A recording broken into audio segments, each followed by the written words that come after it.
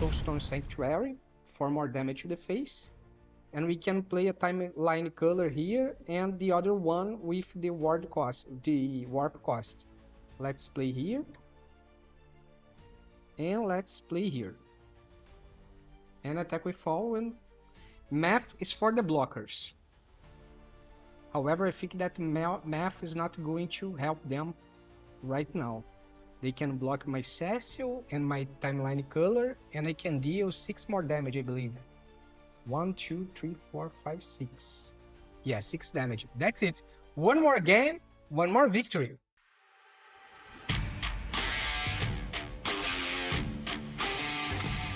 Hello you and welcome back to another MTG Arena gameplay here on MTG Barbieri. I'm Bruno Barbieri and today I'm bringing to you a mid-range, mid-black, but it feels like an aggro deck. But as always, before I explain this deck to you, don't forget to subscribe to this channel, ring the bell button to be notified every time I post a new content here, and also follow me on Instagram at MTG_Barbieri, because there you will find a totally different type of content also related to the Magic the Gathering game. And don't forget that this deck list here is on my GitHub. You can find the link in the description below. Just click in the link, go to my website, copy the deck list from there and import it directly to your MTG Arena. So, if you want to know about my thoughts related to this deck, you can find at the end of this video after the 5th game. And there you will find my experience playing on the current rank that I was playing with this deck when I recorded the video. Maybe some suggestions about what you can remove and what you can add on this deck here, and the strengths and weakness of this deck as well. So let's see what this deck has. This deck has everything that you may expect from Mono Black. Everything that the black color has to offer, we are using this deck here. The only disclaimer that I want to do here first is that I added two Lois Pompous Pillager and 2 Elegy Acolyte, because I didn't remove it because I didn't have the Blood Letter of Aklazot. It was on the original deck list here, but I don't have this card, so I decided to remove it and add 2 other cards here, and they work pretty well. Probably we cannot compare because both cards have some specific objectives. Actually, the Lois Elegy Acolyte has more or less the same objective, but the Blood Letter of Aklazot is totally different. The Blood Letter of Aklazot is focused in giving the biggest amount of damage that's possible. Here, we can create some stuff, we can draw some cards, we can get some life back. Here, we can get some life back as well. Here, it will work as a surprise factor. However, playing with the Blood Letter of Aklazot can work as a surprising factor as well, because you would deal, for example, more damage with your Unholy Annex. But here you have a bigger factor for the surprise factor, because it will get life back and you will also create a real big creature with Lifelink. So let's see everything that we have here. We have some spot removals, including this creature here that we are going to talk later. It has the Trajectory, target creatures get -2/-2 until end of turn, and it has the Void mechanic that says that creature get -10/-10 until end of turn instead if a non-land permanent left the battlefield this turn or a spell was warped this turn. We have 2 copies of Bitter Triumph. You can destroy a creature or a Planeswalker. It's just 2 copies because it maybe cause some damage to you. You can pay 3 life to cast as an additional cost here. And also we have the Cecil Dark Knight that also deals damage to us. We have the Unholy Annex that also give damage to us, so it's a little dangerous to have a lot of Bitter Triumph, and we cannot use because we are taking damage to ourselves all the time. Not all the time, but we have a bigger chance to receive damage from ourselves than playing other decks. We have 2 Shoot Sheriff here that we can destroy a target no-outlaw creature, which means assassins, mercenaries, pirates, rogues, and warlocks cannot be destroyed by this instant here. We have the Gatekeeper of Malakir that works wonderfully with this deck. It has the kicker cost 1 black mana, So basically, if you pay 3 black mana here to put this card on the battlefield, you can choose an opponent and they will have to sacrifice a creature. If they are playing with a creature every turn, it's not that aggro deck that plays a lot of creatures at the same turn, you can destroy their blocker and then you can keep pressuring, giving a lot of damage. It's worked amazing with this strategy here. We have the Cecil Dark Knight. It has Deathtouch, Darkness mechanic. Whenever Cecil deals damage, you lose that much life. Then if your life total is less than or equal to half your starting life total, untap Cecil and transform it. So it will become a 4/4 with lifelink, and whenever Cecil attacks, other attacking creatures gain indestructible until end of turn. I never transformed the Cecil with this deck here, but it's a possibility. Usually the game ends before I can transform Cecil. Be because I lost the game or my opponent lost the game. No matter, usually the game ends earlier than the possibility of the Cecil be transformed. We have the Forsaken Miner. This creature can't block, but the best part here is that whenever you commit a crime, you may pay a black mana. If you do, return this card from your graveyard to the battlefield. So here we have Tragic Trajectory, Bitter Triumph, Shoot the Sheriff, Gatekeeper of Malakir. All of them actually works as a crime. It's counted as a crime. So we have here 8, 10, 12 cards that have the chance to bring back the Forsaken Miner if you have the available mana here to pay and return it to the battlefield. We have the Iridescent Vinylisher. I believe that's say Iridescent. Okay, Vinylisher. It's Vinylisher. Vinylisher, I think I'm sure. It's Offspring 2. It has Offspring 2, and it has a landfall mechanic that says whenever a land you control enters, this creature deals 1 damage to target opponent. So I played a lot of games where this card here worked pretty well, caused a lot of damage, and worked perfectly with this strategy here. We have the Timeline Color that also works pretty well with this strategy. It has Haste, it's a 2/2, and you may cast this card from your graveyard using its Warp ability. The Warp is just pay 1 black mana, and then you pay 2 life. So basically you keep paying 2 life, and putting this card again on the battlefield and attacking, and giving an extra pressure here. So even if your opponent may cast Global Removal, you can play again the Timeline Color and give more damage on the next turn. So it's amazing. And the 2 cards here that I added to this deck list is Elegy Acolyte. It has Lifelink, and whenever 1 or more creatures you control deal combat damage to a player, you draw a card and lose 1 life. And it has the Void mechanic as well. At the beginning of your end step, if a non-land permanent left the battlefield this turn, or a spell was warped this turn, create a 2/2 colorless robot artifact creature token. So we can create more creatures, draw cards, get some life back. It's very versatile, this card here. I really like this card.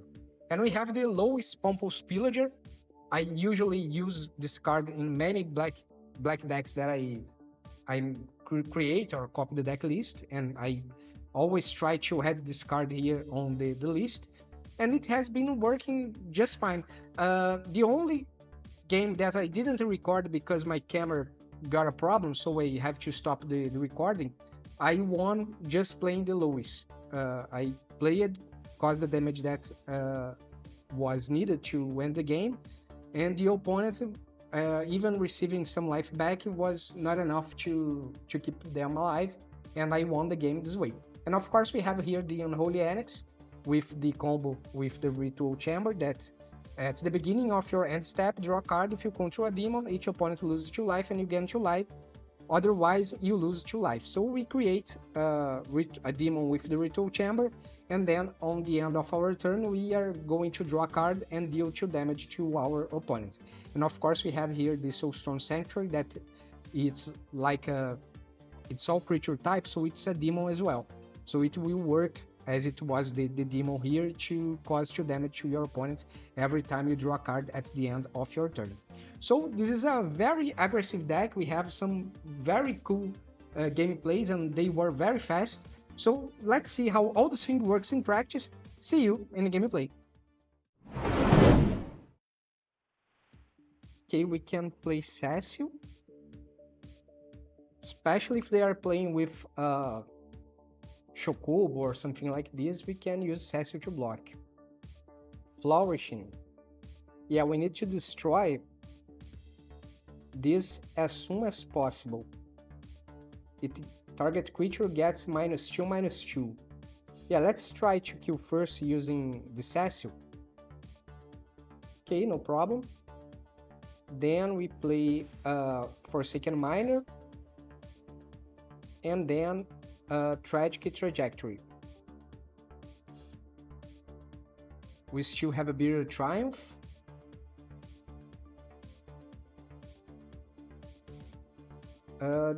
The scoring Storm Soul Power and Toughness are each equal to the number of lands you control. Yeah, this is a little dangerous. Let's attack here with the Cecil.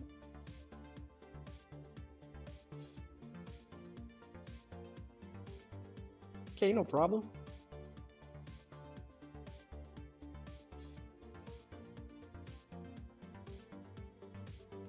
We can play the Elegy Acolyte on the next turn.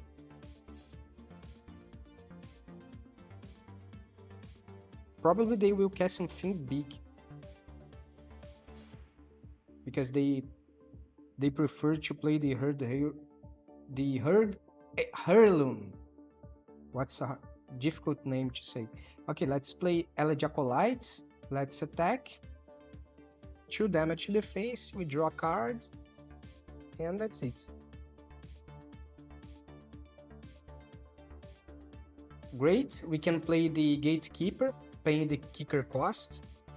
So we not even need to use a Bitter Triumph. Now we can get back 6 life. And we are creating a 2/2 robot as well, I believe. No? Let's play the Timeline Color. Probably you will not have global removal. Yeah, we create the robot. Because the creature went to the graveyard. Was sent to the graveyard. Great, that's it. One more game, one more victory.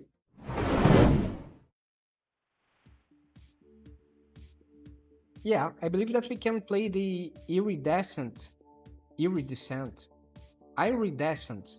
Vinyl Lasher. Iridescent Vinyl Lasher, yeah. I think that we can play this on turn 3. Then we can play a Cecil on turn 1.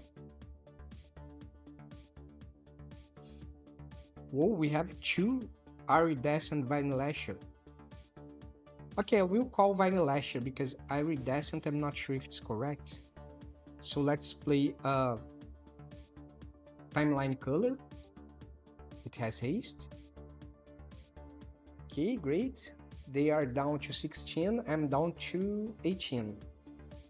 Then I will have to play a Swamp first. Which is too bad. Because I can't deal the damage that I want. Okay, let's play the Vinyl Lasher.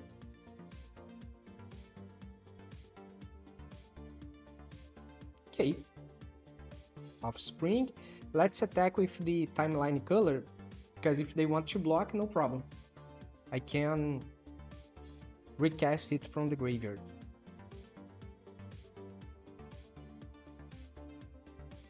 Okay, they didn't want to take 2 damage. The pressure with this deck here is really, really amazing. Okay, they are playing with red. Oh, they are just ramping. Okay. No problem at all.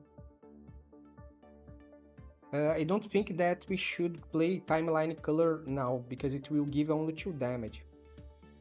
We can play Forsaken Miner. No, sorry. The Vinyl Lasher. Offspring 2. Now we can play Soulstone Sanctuary. Actually, I will play the Swamp. They will take 4 damage. We can play timeline color. We take 2 damage and we attack with everything that we can. And they are down to 6. Great. I hope that they don't have a global removal, because if they do, I will have a big problem.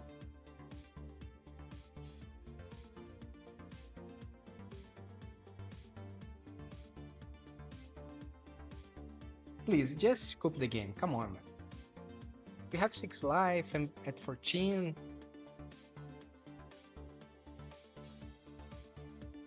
Okay, are you getting some big creature with lifelink? I don't remember a green creature. Oh, trumpeting Carnosaur. Terror of the Peaks, okay. And a land only. Yeah, I think that's not going to save you. Let's play Soulstone Sanctuary for more damage to the face. And we can play a timeline color here and the other one with the warp cost. Let's play here.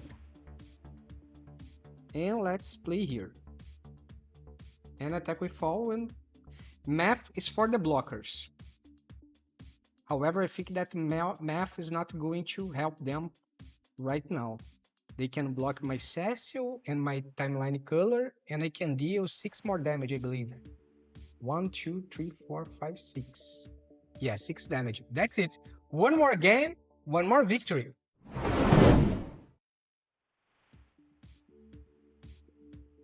Yeah, we can keep this hand, definitely. We have 3 spot removals here, and one of them is a creature. We just need 1 more black mana, so we can use the Gatekeeper. Okay, let's hold a little bit, because we can play the Iridescent Vine Lasher. Iridescent. Okay, I never know how to say this name here. It's Vine Lasher. Let's play a Bitter Triumph. We take 3 damage. Okay, now I have a swamp, so I can use the Gatekeeper as a spot removal as well.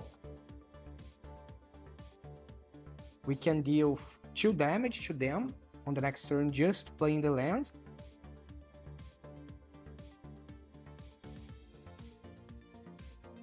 A Jan's Pridemate, okay. Let's play the Soulstone Sanctuary. Now we play the Gatekeeper. Paying the kicker cost. They will have to sacrifice their Ajanis. And we have a free way to attack. 4 more damage to the face, they are now down to 10. We can deal 2 more damage. If we need, we have a Shoot the Sheriff to destroy any blocker that they may have. And we can deal 2, 3, 4, 5, 6, 7, 8 when I drop the lands. Let's play a Soulstone Sanctuary. Now Shoot the Sheriff. Oh, come on, let's finish the game. One more game, one more victory.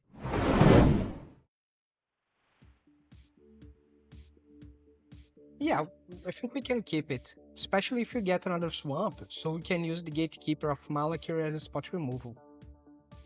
We can play this on turn 1, turn 2, or maybe we will have to use the Shoot the Sheriff on turn 2, which I hope I don't need, because I'd rather cast as many creatures as possible to play like an aggro.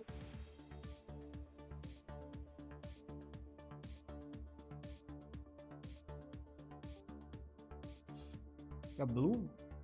Oh no, it's a forest. Oh, it's a cool art.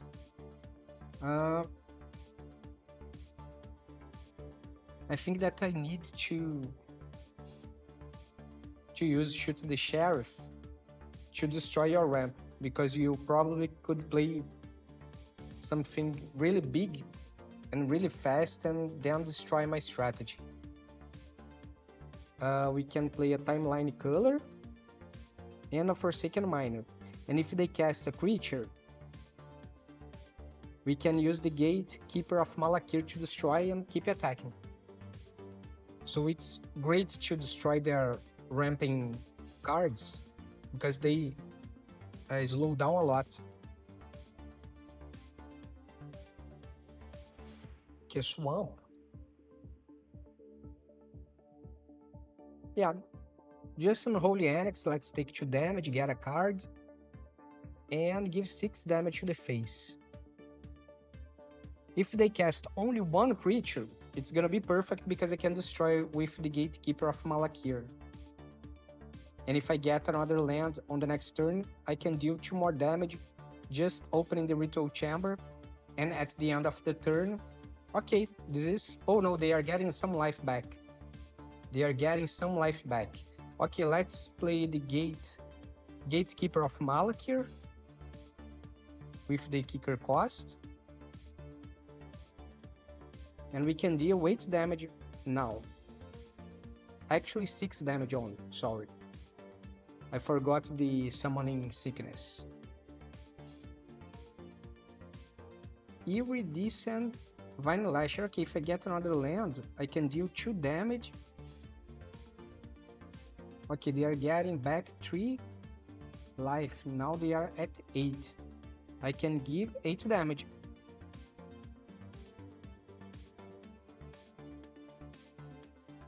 Yeah, I can think that we can finish the game. They have a... What we can do? Let's play the... Okay, I will need to... Yeah, I think that I can play this one here with the Offspring cost. So we can deal 2 damage. Then I can play a Swamp, dealing the 2 damage from the Vine Lasher, and they shoot the Sheriff. And I will have an open way here to attack and finish the game. Okay, let's play a Swamp, 2 damage to the face. We play Shoot the Sheriff. Okay, 1 more damage. Now we destroy your creature. And I think that even if your creature is not destroyed, I can finish the game. That's it. Now I attack. And even if you return 1 creature to my hand, it's game over. That's it. 1 more game, 1 more victory.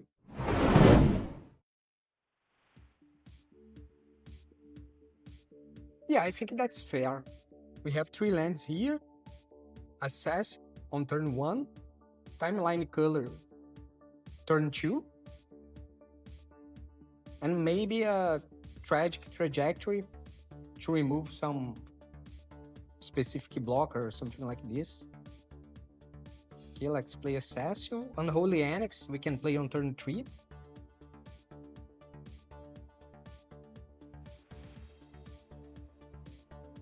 Shan Rip. Okay, goodbye Cecil. No problem.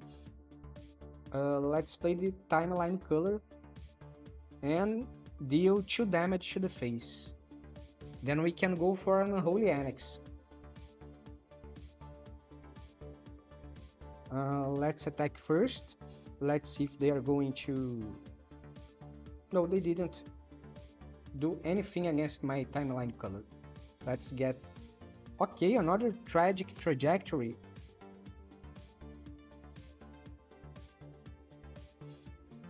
United Battlefronts. They are playing... Okay, they didn't got anything.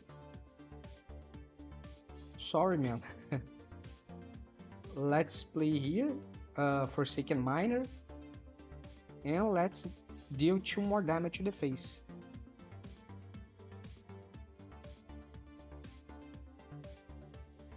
Okay, I need 1 more land so I can give an extra pressure, dealing 2 damage with the Unholy Annex and the demon itself.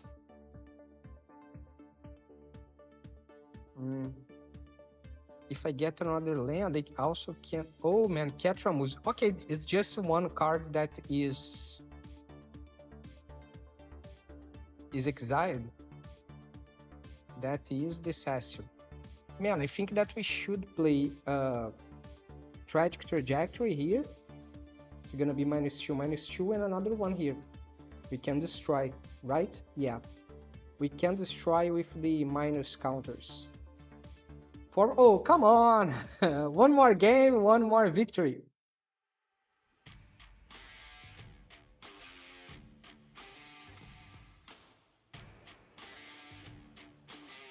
And that's the deck, folks. If you got any questions about the build or how it plays, drop a comment, I will be glad to help you. And don't forget to subscribe to this channel, ring the bell, and follow me on Instagram for extra content. Catch you in the next one.